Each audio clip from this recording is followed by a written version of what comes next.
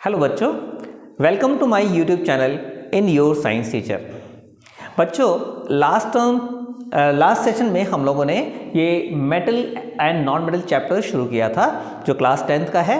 Okay, ये CBSE, ICSE और UP board तीनों में ही ये चैप्टर आपको कॉमन मिलेगा।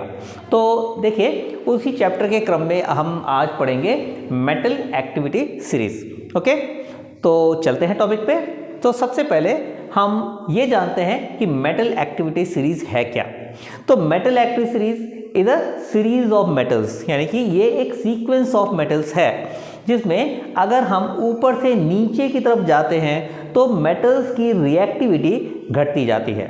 Okay, it is a series of metals which are arrange in the decreasing order of their reactivity. Okay, इस series के टॉप पे जो मेटल है वो सबसे ज़्यादा रिएक्टिव होगा और उसके नीचे वाला उससे कम रिएक्टिव होगा।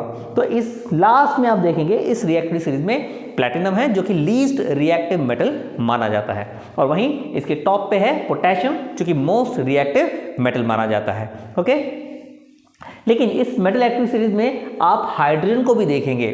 तो हाइड्रोजन एक नॉन मेटल होते हुए भी मेटल के साथ रखा जाता है, क्योंकि आपको पता है हाइड्रोजन जो है मेटल की तरफ भी बिहेव करता है और नॉन मेटल के साथ की तरफ भी बिहेव करता है, इसलिए हम इसको हाइड्रोजन को भी इसी एक्टिव सीरीज में रखते हैं।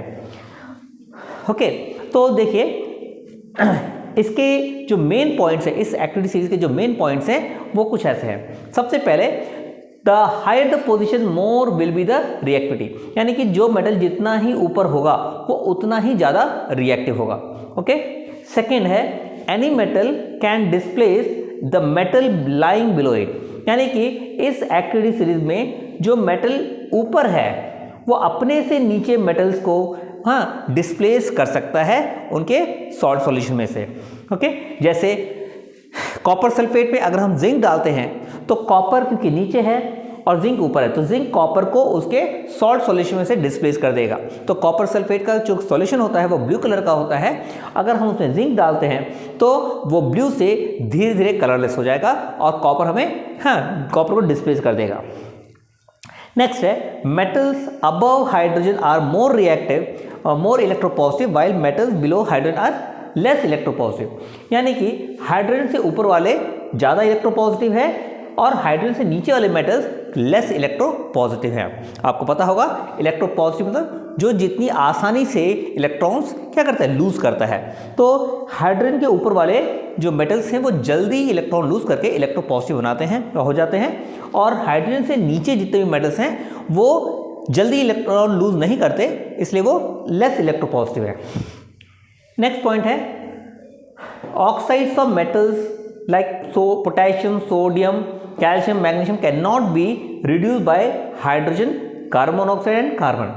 देखिए, क्योंकि पोटेशियम, सोडियम, कैल्शियम, मैग्नीशियम ये बहुत रिएक्टिव मेटल्स हैं, इनको इलेक्ट्रॉन देना यानी कि रिड्यूस करना बहुत ही इम्पॉसिबल है। ये किसी भी रिड्यूसिंग एजेंट से रिड्यूस नहीं होते, यानी कि इनको हम हाइड्रोजन से, कार्बन मोनोऑक्साइड से या कार्बन से रिड्यूस नहीं कर सकते।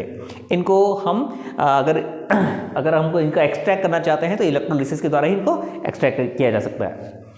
Next, oxides and nitrates of mercury, silver, gold decompose to give metals on strong heating.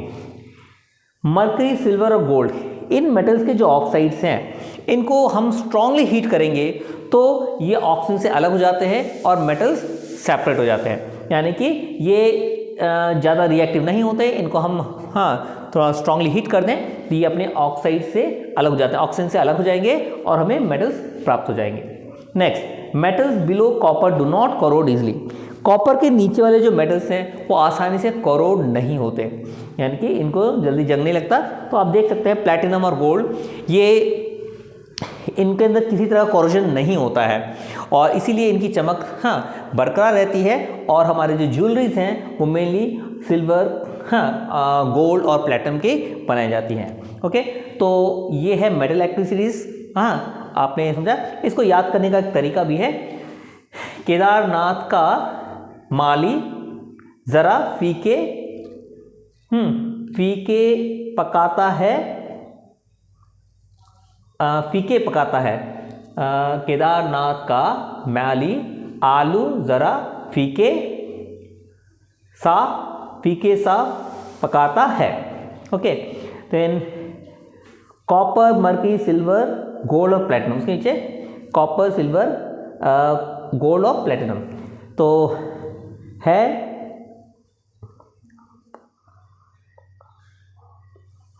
तो कॉपर मर्करी सिल्वर गोल्ड और प्लेटिनम, ये आप ऐसे ही इसको याद कर सकते हैं। यहाँ पर केदारनाथ का माली ज़रा फीके सा पकाता है, आलू ज़रा फीके से पकाता है। यहाँ तक हो गया कॉपर मर्करी सिल्वर गोल्ड और प्लेटिनम, ये सीक्वेंस आप ऐसे याद कर सकते हैं। तो आई होप आपको ये समझ में आया होगा, और अगर आपको समझ में आया तो इसको प्लीज़ लाइक करें, शेयर करें और सब्सक्राइब करें। Thank you.